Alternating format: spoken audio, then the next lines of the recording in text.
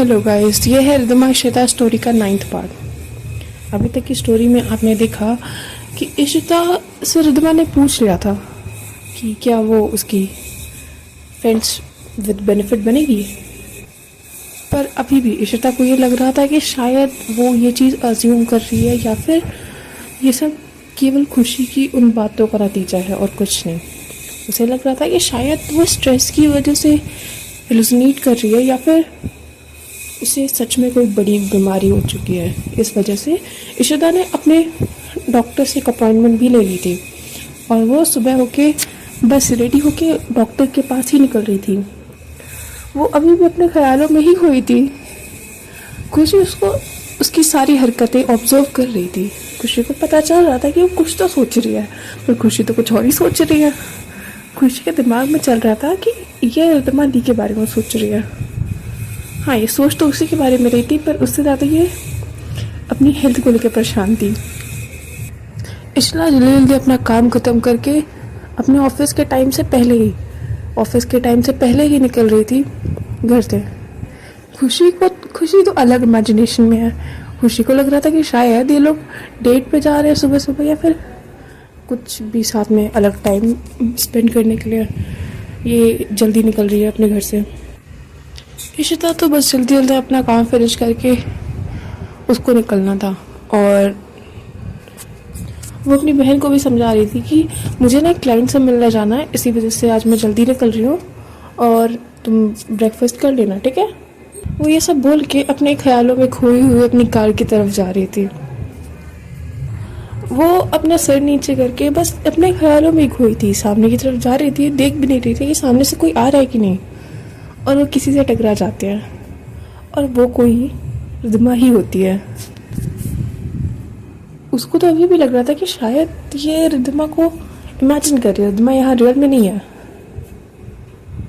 इशिता रिदमा के सामने ही खड़ी होके बोल रही है, ओह गॉड, ये बीमारी मेरे सर पे इतना चढ़ रही है कि मुझे सुबह सुबह भी ये दिख रही है। मुझे सच में डॉक्टर से इलाज करवाना पड़ेगा। रिदमा भी बोलती है, हाँ तुम डॉक्टर से के इलाज की ज़रूरत तो है, क्योंकि तुम चलते फिरते इंसान को बीमारी बोल रही हो। तुम पागल हो क्या यार? कल हम लोग ने इतना एंजॉय करा और तुमको अभी भी मुझसे खुन्नस चिड़ी हुई है।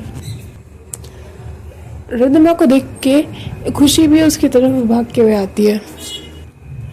खुशी तो काफ़ी खुश थी कि रिदमा उसके घर पे आई है। रिदमा ने भी कहा कि कल हम लोग ने इतना लेट में हम लोग घर इतना लेट पहुंचे तो मुझे लगा तुम लोग ब्रेकफास्ट बनाने में टाइम लगेगा, तो मैं लेके आ जाती हो। मैं तो बस यही ऑफिस के लिए निकल रही थी यहाँ से, और मेरा ऑफिस का रास्ता यहीं से है, तो सोचा तुम लोग को ब्रेकफास्ट पकड़ाते हुए जाऊँ। और वैसे मुझे तुम्हारी बहन से कुछ काम भी है ना केस के रिलेटेड, और तुमने जो ढाबे का खाना बोला था ना कि जो खाना तुम्हारा फेवरेट था, मैं वही ले लूँ, तो तुम जाओ इसको लेके अंदर। मुझे इशिता से कुछ काम भी है, तो तुम जाओ। इशिता तो अभी भी डिसाइड ही नहीं कर पा रही थी कि वो रियलिटी में जी रही है या इमेजिनेशन में। उसके दिमाग में ये भूत इतना ज़्यादा चढ़ गया था कि उसे अभी सब कुछ डिल्यूजनल ही लग रहा था। रिदमा इशिता का हाथ पकड़ते हुए अपनी कार की तरफ ले जाती है और उसको बोलती है कि आज मैं तुमको ऑफिस ड्रॉप कर देती हूँ। इशिता के दिमाग में तो कुछ और ही चल रहा था। इशिता हाँ में सर हिला के कार में बैठ जाती है और अपना सीट बेल्ट खुद से लगा लेती है। रिदमा भी ड्राइवर सीट पे आके बैठ जाती है। वो इशिता वहाँ से निकल जाता है। खुशी अभी भी अलग ही इमेजिनेशन वाली दुनिया में जी रही थी। उनके अकॉर्डिंग ये लोग डेट कर रहे हैं, ये लोग अभी किसी जगह पे टाइम स्पेंड करने के लिए जा रहे हैं। क्या पता ये फ्यूचर में सही भी हो जाए, बट अभी ये सही नहीं था। रिदमा अपने केस से रिलेटेड ही बात करती थी, अपने जो भी उसके फैक्ट्री के केसेस थे और मैन्युफैक्चरिंग यूनिट के, सारी उन्हीं से रिलेटेड बात कर रही थी। रिदमा अचानक से बोलती है, तो तुमने सोचा कल जो मैंने पूछा था उसके बारे में? इशिता के दिमाग से तो वो चीज़ निकल गई थी। उसके लिए तो वो सब उसका वहम ही था। रिदमा ने कहा, इशिता ने पूछा कौन सी चीज़? रिदमा ने कहा फ्रेंड्स विद बेनिफिट वाली चीज़। इशिता का फेस का एक्सप्रेशन एकदम से चेंज हो गया। उसे ये बात शॉकिंग नहीं लग रही थी कि रिद्धिमा उससे ये चीज़ पूछ रही है, उसे शॉकिंग ये लग रहा था कि रियलिटी को अभी तक वो इमेजिनेशन समझ रही थी। उसने हॉस्पिटल का अपॉइंटमेंट ले लिया इस चक्कर में। वो कल से वो अपने मरने का दिन सोच रही थी और वो सब रियल था ही नहीं। रिद्धिमा इशिता के फेस का ये शॉक्ड एक्सप्रेशन देख के स्माइल कर रही थी। उसके अकॉर्डिंग तो इशिता कुछ और इमेजिन कर रही है। रिद्धिमा ने अपनी बात कंटिन्यू करी। रिद्धिमा ने बोला, कल जब तुम्हारी बहन कह रही थी ना कि तुम दोनों फ्रेंड्स विद बेनिफिट हो, तो मैंने उस बारे में सोचा, और तुम हॉट तो हो, इस बात को डिनाई नहीं कर सकते। और फ्रेंड्स विद बेनिफिट बनने में कोई हर्ज भी नहीं है मुझे। तुम बताओ, तो तुम्हारी तरफ से मैं हाँ समझूं या ना? इसे तो अभी भी कुछ नहीं बोल रही थी। रिद्धिमा ने कहा, अगर तुम 1 मिनट और शांत रही तो मैं इस खामोशी को हाँ समझ लूंगी।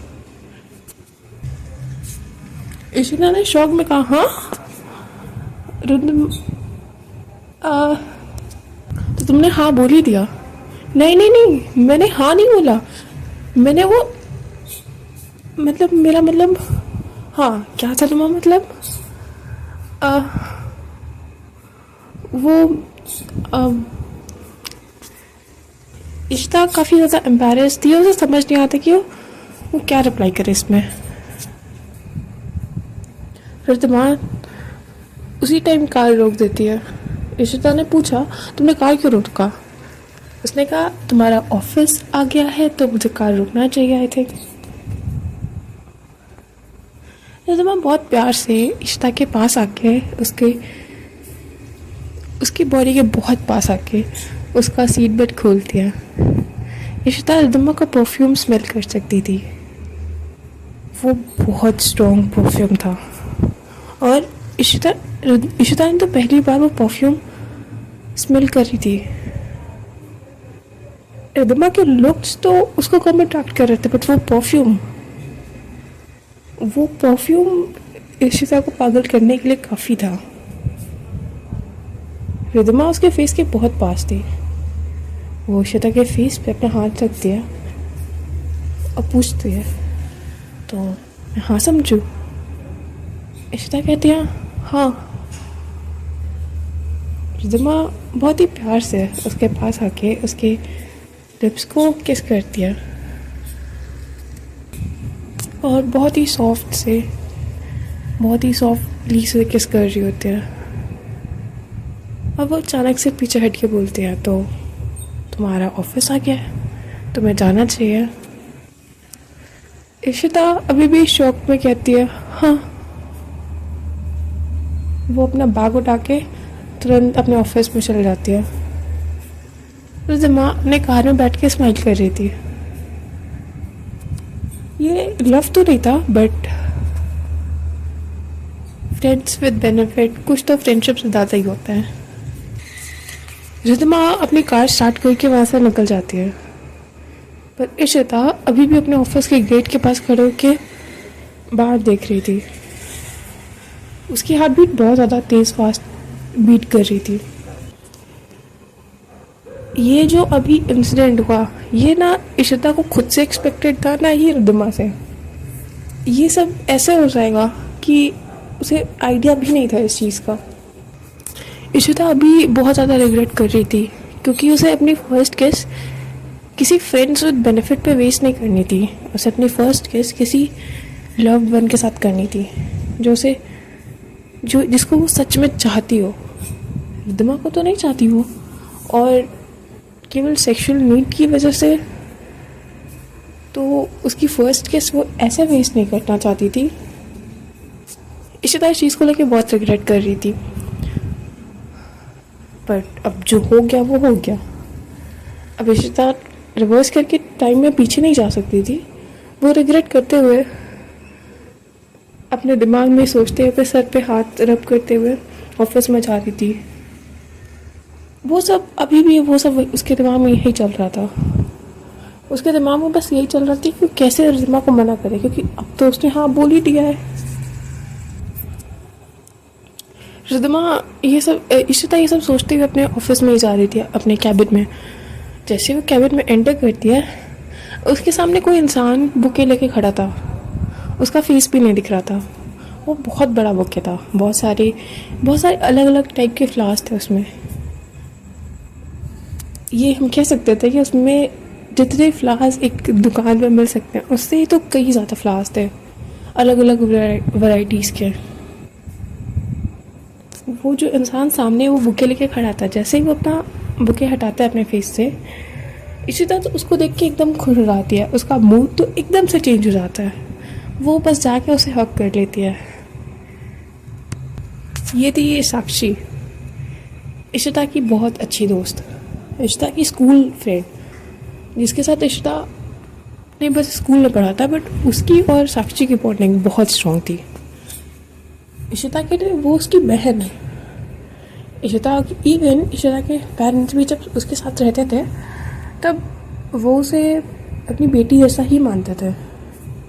साक्षी को भी वो अपनी बेटी जैसा ही मानते थे, और साक्षी के पेरेंट्स भी इशिता को अपना बच्चा ही मानते थे। ये दोनों एक दूसरे की बहन जैसे थे, बट स्कूल ख़त्म होने के बाद ज़्यादा इनकी बात नहीं होती थी, और जिसकी वजह से थोड़ा बहुत दूरियां आ गई इनमें। और थोड़ा बहुत तो नहीं, क्या बहुत ही ज़्यादा। अब तो ये कई साल से कांटेक्ट में भी नहीं थे, और अचानक से साक्षी बुके लेके उसके ऑफिस पहुंच जाएगी, ये इशिता को एक्सपेक्टेड नहीं था। साक्षी की हाइट काफ़ी अच्छी थी। साक्षी का फिजिक, साक्षी की पर्सनालिटी काफ़ी ज़्यादा अच्छी थी।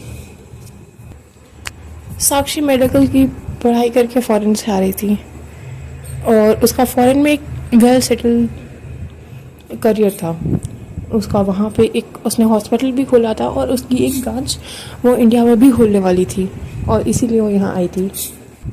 जैसे पुराने यार मिलते हैं ना, तो अपनी जीवन भर का सारा कहानी और सब कुछ एक दूसरे को सुनाते हैं, वैसे ही बस साक्षी और इशिता भी अपने सारा जीवन का कहानी एक दूसरे को सुना रहे थे कि क्या हुआ, कैसे हुआ, उन्होंने एजुकेशन कैसे कंप्लीट करी, उनके भाई बहन कैसे हैं, ब्ला ब्ला ब्ला ब्ला ब्ला। उनकी बातें तो ख़त्म ही नहीं हो रही थी। 1 घंटे, 2 घंटे, 3 घंटे, और अब दोपहर के 3 बज चुके थे, और ये लोग का मूड ना थक ही नहीं रहा था, बस एक दूसरे के साथ ही बात कर रहे थे। आज इशिता भूल गई थी कि उसे ऑफिस में भी काफ़ी काम होते हैं, उसके क्लाइंट्स भी हैं, वो भूल गई थी। वो भूल गई थी कि उसको केसेस भी लड़ने होते हैं। आज बस साक्षी ही थी उसके अराउंड। उसी टाइम इशिता के फ़ोन पे रिद्धिमा को कॉल आता है, और वो चीज़ साक्षी भी देखती है। वहाँ पे रिद्धिमा की पिक्चर थी जो साक्षी ने भी देखी। इशिता ने कॉल उठाया, रिद्धिमा ने वहाँ से बोला, आज हमारा फ्रेंड्स विद बेनिफिट का फर्स्ट डे है, तो मैं रूम बुक कर लूँ होटल में। जैसे रिद्धिमा ये बोलती है, इशिता हंसने लगती है। इशिता को नहीं समझ में आ रहा है वो क्या बोले। इशिता बोलती है, आई एम सॉरी, वो मैंने जो आंसर दिया वो मैंने नहीं दिया आंसर, वो बस ऐसा मुंह से निकल गया, और वो हाँ नहीं था, वो ना था। बस वो ये बोलते ही वो कॉल रख देती है। वो वेट भी नहीं करती कि रिद्धिमा रिप्लाई क्या कर रही है, क्योंकि उसको पता है रिद्धिमा से बात करना मतलब दीवार में सर फोड़ने के बराबर है। अगर रिद्धिमा चाहेगी तो वो कुछ ना कुछ करके उससे मुंह से हाँ निकलवा ही लेगी। साक्षी ने पूछा, ये कौन है? इशिता ने कहा, ये ना मेरी फ्रेंड है। फ्रेंड तो नहीं कह सकते, क्लाइंट है मेरी, और इसका मैं केस लड़ रही हूँ।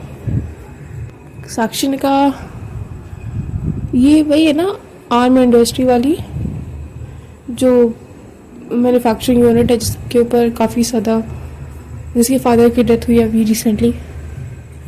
इशिता कहती है, हाँ। साक्षी ने बोला कि इससे दूर रहना, मैं इसे बहुत अच्छे से जानती हूँ, तुम इससे जितना दूर रहोगी तुम्हारे लिए उतना अच्छा रहेगा। इशिता ने कहा, क्यों? साक्षी ने बोला, शायद मैं तुम्हें बताया नहीं कि जब मैं पढ़ रही थी, अपनी मेडिकल की पढ़ाई कर रही थी, तो मेरी 2 रूममेट्स थी, मैंने बताया ना इशिता ने कहा हाँ, उसमें से एक ये थी। और दूसरी अगर तुम्हें पता हो तो यहाँ पे जो गैंगस्टर है, गैंगस्टर का लीडर, उसकी जो बेटी है राया, ये दोनों मेरे रूममेट्स थे। और केवल रूममेट्स नहीं, मेरे ये दोनों बेस्ट फ्रेंड्स थे, राया और रिदमा। इशिता ये बात सुन के शौक थी कि राया और रिदमा सेम कॉलेज से पढ़े हैं और रिदमा ने मेडिकल की पढ़ाई करी है। उसका प्रोफेशन तो उसका प्रोफेशन उसके कोर्स से तो बिल्कुल अलग है। इशिता ने बोला तुम और डिटेल्स बता सकते हो? साक्षी ने कहा हाँ, बट यार ये बातें कहीं बाहर लीक नहीं होनी चाहिए। इशिता ने उसे इंश्योर कराया कि नहीं, ये बातें जो तुम बोलोगी वो यहीं तक रहेंगी, मैं कहीं नहीं बताने वाली। साक्षी ने बोलना शुरू करा, पता है जब मैं कॉलेज में नई गई थी ना, तो मेरा कोई फ्रेंड नहीं था वहाँ पे सब फॉरेनर्स थे, बहुत कम ही इंडियन थे। मैं कॉरिडोर में घूम रही थी, तभी मुझे ना एक फेस दिखा जो इंडियन जैसा लग रहा था। बस मैं उतने में खुश होकर जाके मैं उससे बात करने लगी, क्योंकि वहाँ पे कोई इंडियन था ही नहीं। यूनिवर्सिटी ऑफ कैलिफोर्निया में कहाँ कोई इंडियन है, और हैं भी तो बहुत ही कम। मैं बस जाके उससे बात करने लगी, वो थी राया। ट्रस्ट मी, आज तक मैंने जितने भी लोग देखे हैं अपनी लाइफ में, राया इज़ द स्वीटेस्ट पर्सन। राया, पता नहीं, ये जो राया गैंगस्टर की बेटी, डॉन, ये सब वैसी नहीं है। राया बहुत अच्छी है। और मुझे उसी दिन पता चला कि राया मेरी रूममेट भी है और साथ में मेरी क्लासमेट भी। और मेरी जो तीसरी रूममेट थी ना, रिदमा, इस टाइम तक मेरी उससे बात नहीं हुई थी, पर मुझे राय ने बताया कि वो इंट्रोवर्ट है, वो ज़्यादा बात नहीं करती। राय ने उससे बात करने का ट्राई भी किया था, पर उसने बात नहीं की थी। जब मैं उससे मिली ना, तो वो ज़्यादा शांत रह रही थी, वैसे बात नहीं कर रही थी वो। बट फिर धीरे धीरे मैं, रिदमा, राया अच्छे दोस्त बन गए। एंड ट्रस्ट मी, हमारी फ्रेंडशिप बहुत अच्छी थी। हमारे जो दोस्ती की चर्चे थे ना, वो बहुत ज़्यादा थे। हम लोग क्लास में जब पढ़ने जाते थे, कभी किसी एक टीचर को डांट दे, कोई एक टीचर, हम तीनों में से किसी एक को भी डांट देना, तो उस टीचर से तो बाकी दोनों की भी खुन्नस हो जाती थी। उस टाइम मुझे नहीं पता था कि राया यहाँ के डॉन की बेटी है या फिर गैंगस्टर की बेटी है, ये सब नहीं पता था हमें। कि वो, पहले हमें लगता था कि वो कोई नॉर्मल फैमिली की नॉर्मल सी बच्ची है।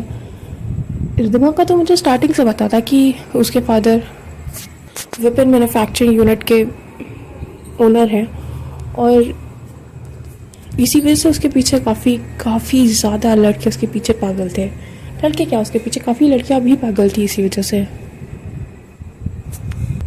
धीरे धीरे करते करते हमने 3 साल का अपना कोर्स कंप्लीट कर लिया था। और मेडिकल की पढ़ाई 5 साल की होती है, 5 साल, 5.5 साल, तो 3 साल हमारे कंप्लीट हो गए थे। हमारा 4th ईयर था। और मुझे धीरे धीरे ना रिदमा और राया के बिहेवियर थोड़े थोड़े चेंज होने लगे। नेगेटिव वे में नहीं, बट पॉजिटिव वे में। मुझे ऐसा लगने लगा कि राया थोड़ा सा इशिता को ज़्यादा, थोड़ा सा रिदमा को ज़्यादा पसंद करने लगी है। और रिदमा के साइड से भी मुझे सेम लग रहा था। और फिर एक दिन उन दोनों ने बताया मुझे कि वो दोनों डेट कर रहे हैं। आई वाज शॉक्ड, क्योंकि मैं सेम रूम में रहती थी और मुझे पता भी नहीं है, मैं बेवकूफ़ थी। एंड ट्रस्ट मी, वो दोनों आइडियल कपल्स थे। धीरे धीरे उनका ये जो कपल वाली इमेज थी, ये पूरे कॉलेज में काफ़ी फेमस हो गई। दे वर द आइडियल कपल्स। एक कपल को तुम जितना आइडियल इमेजिन कर सकते हो ना, वो उतना आइडियल थे। कभी रिदमा राया को कभी कोई गिफ्ट देती थी, कभी राया रिद्धिमा को देती थी, वो लोग कभी एक दूसरे के लिए सरप्राइज़ प्लान करते थे। और यार वो दोनों बहुत अच्छे थे साथ में। फिर धीरे धीरे मुझे रिद्धिमा का बिहेवियर ना राया के लिए थोड़ा थोड़ा चेंज होता है वो देखा। और एक दिन मैंने रिद्धिमा को कॉल पे बात करते हुए सुना। रिद्धिमा शायद अपने फादर से बात कर रही थी। रिद्धिमा अपने फादर को बोल रही थी, हाँ राया किसी गैंगस्टर की बेटी है और ट्रस्ट मी, मैंने उसको अपनी गर्लफ्रेंड इसीलिए बनाया क्योंकि वो हमारे बिजनेस में हेल्प कर सकती है। मुझे उससे कोई प्यार व्यार नहीं है। और कोई नहीं, मैं बात कर लूँगी राया से, वो जो भी टेंडर है वो हमें ही मिलेगा, कोई दिक्कत नहीं है उसमें। मैंने राया को ये बात करते हुए सुना था, बट मैंने रिद्धिमा को ये बात करते हुए सुना, पर रिद्धिमा ने मुझे नहीं देखा। मुझे राया के लिए बुरा लग रहा था और मैंने राया को ये चीज़ें जाके बता दी। बट राया उस जगह मुझे ही मिसअंडरस्टूड करने लगी। राया को लगा मैं झूठ बोल रही हूँ। राया ने मुझसे ही दोस्ती तोड़ दी और रिद्धिमा और राया दोनों ने रूम चेंज कर लिया। बस उसके बाद से हम कभी अच्छे फ्रेंड रहे नहीं। रिद्धिमा की वजह से मेरी फ्रेंडशिप राया से भी टूट गई। एंड ट्रस्ट मी, राया वो इंसान है ना जो टूट के प्यार करना जानती है। राया ने रिद्धिमा से टूट के प्यार किया है। आज भी राया को पता है सारी चीज़ें रिद्धिमा के बारे में, बट स्टिल वो उसे प्रोटेक्ट कर रही है, हर जगह प्रोटेक्ट करती है। ये जो बिज़नेस संभाल रही है ना रिद्धिमा, अगर राया ना होती तो शायद ये कब का डूब चुका होता, और ये ना होती तो शायद उसके चाचा वगैरह कब का उसे मार के वो बिज़नेस कैप्चर कर लिए होते। बट उन्हें पता है कि अगर रिद्धिमा को कुछ भी हुआ तो राया तो भूचाल ला देगी, तांडव हो जाएगा। राया उस पोजीशन पे है कि अगर उसे कोई चीट करे, कोई उसका यूज़ करे, तो वो उसे अच्छे से रिवेंज ले सकती है। पर राया ने रिद्धिमा के साथ कभी कुछ भी गलत नहीं किया। ट्रस्ट मी, अगर शायद मैं राय की जगह होती तो मैं पता नहीं क्या करती। इशिता ये सब स्टोरी बहुत शौक होकर सुन रही थी। इशिता को नहीं समझ में आता कि वो क्या रिप्लाई करे इस पर। अब आगे की स्टोरी अगले पार्ट में कंटिन्यू करते हैं। स्टोरी का जो पार्ट आपको अच्छा लगा आप उस पर वो कमेंट कर सकते हैं। लाइक करिए, सब्सक्राइब करिए और थोड़ा सा सपोर्ट और दिखा दीजिए।